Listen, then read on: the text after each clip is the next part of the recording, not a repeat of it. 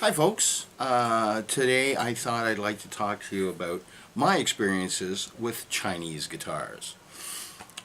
I've seen so many YouTube videos saying, oh, all Chinese guitars are garbage and they'll rip you off. And I don't think that you can put everybody into one category, like an entire country. My experience has been very good.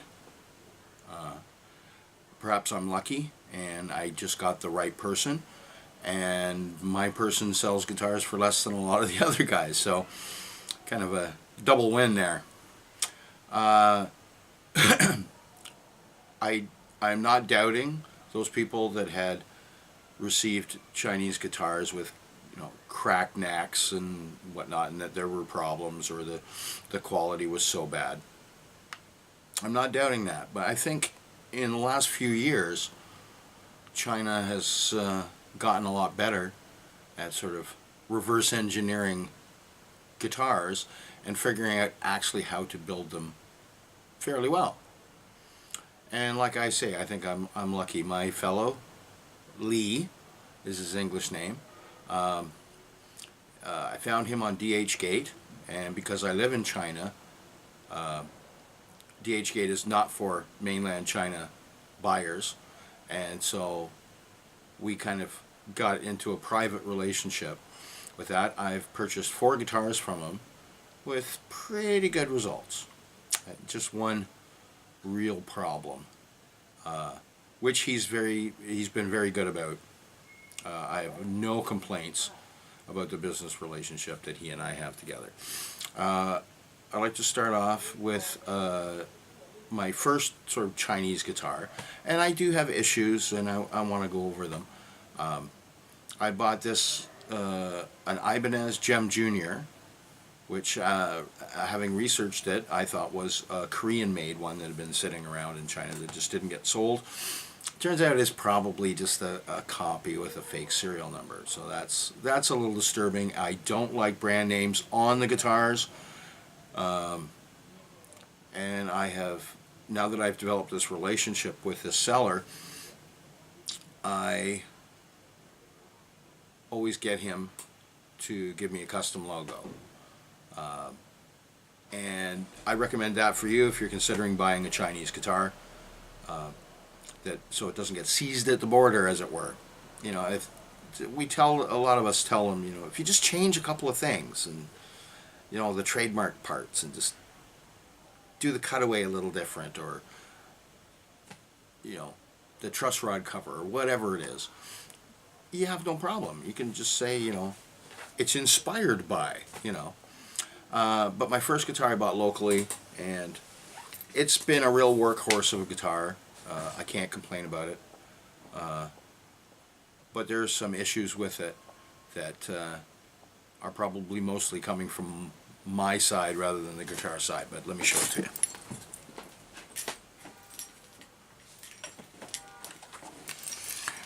One of the big problems with this little baby is the fact that it's right-handed, and I'm a lefty, so I had to do a lot of work changing it over. I have issues with the Floyd Rose, but that's just because I don't know enough about it, I think. I haven't been able to set it up properly, so I blocked it. So I'm going to take another run at that. The frets sit awfully high on this, so I have some luthier tools coming. I'm going to do a fret job on this. The neck wasn't in bad shape. Like I say, it's a workhorse. The pickups are actually pretty good in it. I got a lot of really good tone out of this guitar in various settings here. 5-way switch, 3 pickup kind of thing. So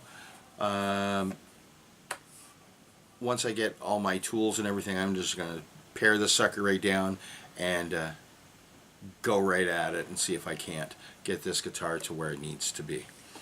But I can't really complain. This cost me about 300 Canadian, about 275 American, I guess. And really the problems are minimal. So that was my first one.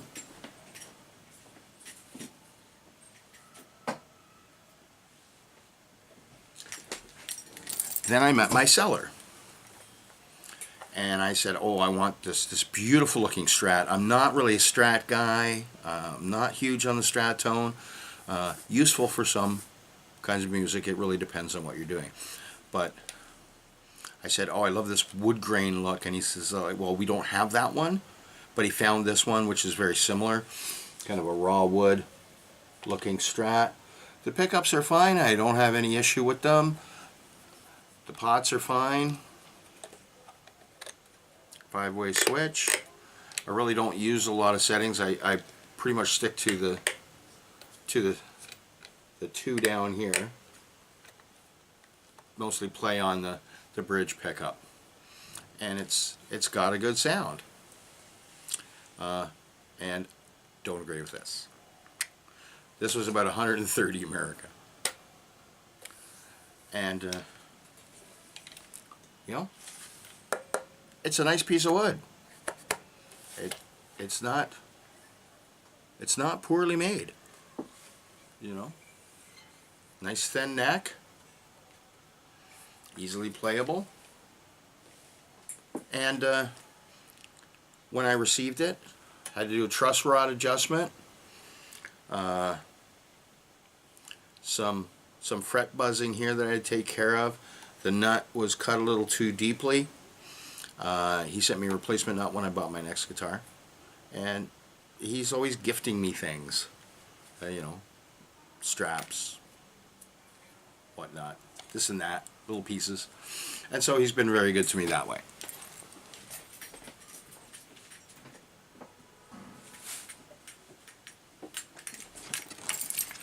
My next guitar was a Les Paul. I've always loved the sound of these guitars, a Slash model. He had a few, and I just said, well, which one is the best quality one that you have? And he said the gold one. And this has become, I've fallen in love with this one. Again, truss rod adjustment.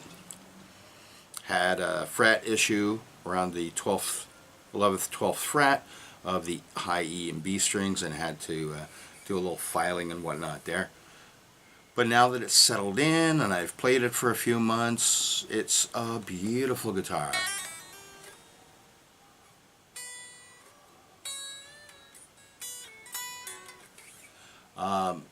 And the action is good. I did actually set the action a little bit high on this one.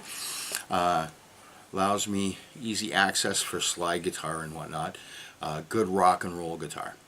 Very, very nice, and absolutely in love with it. This one was about 180 American with a hard shell case. So, and again,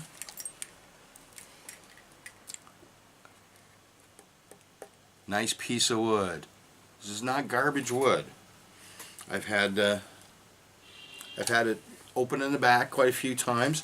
Had a bit of issue. I lost the nut on this, and he sent me a whole jack, and I just said, I just need the nut in the washer. It just kind of loosened up, and while I was playing it seemed to have come off.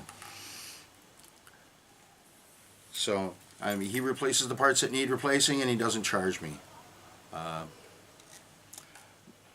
It's really not bad. The intonance is slightly difficult to get perfect because of the saddle is not 100%, but all in all, for 180 American, when you go on the website and you look at some of the Fender prices, you know, oh, this is a copy of a 1958 guitar and it's only $9,000. And you know, with all the problems that Fender and Gibson have been having, or Gibson, I mean, it's just, you pays your money and you takes your chance. So do you want to spend $8,000 or do you want to spend less than $200? Sure, the interior, your pots, your pickups, your things are not going to be top-notch quality. But this plays like a top-notch guitar. I have no issues with the pots, the pickups, any of it. The hardware, But you have to be prepared to put a little work into these things. But you can still save a lot of money. So it really depends. If you want something you can play right out of the box that's just a beauty to behold, maybe you might want to take your chances with the real thing. If you're looking for something economical, something very inexpensive, that with a little work can be a high quality instrument, maybe Chinese is for you. My next.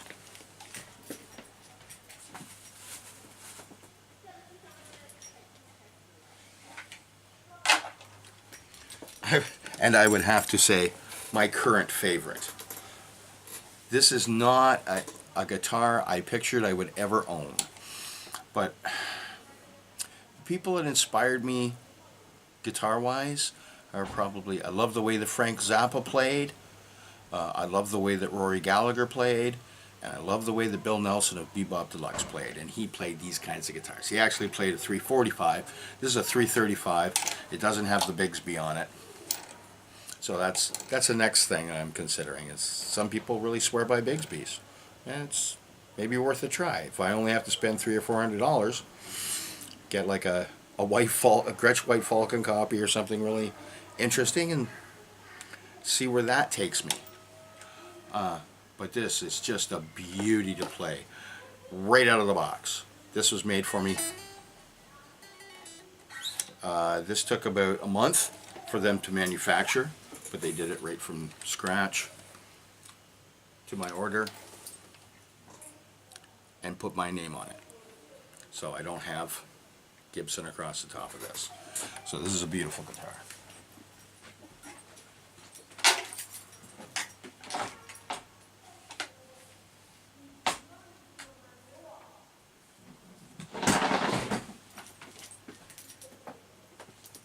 And finally, my sad thing.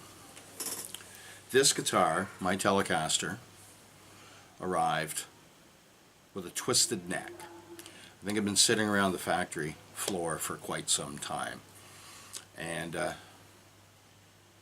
this part of China is very, very rainy, it's very humid. So it could have been an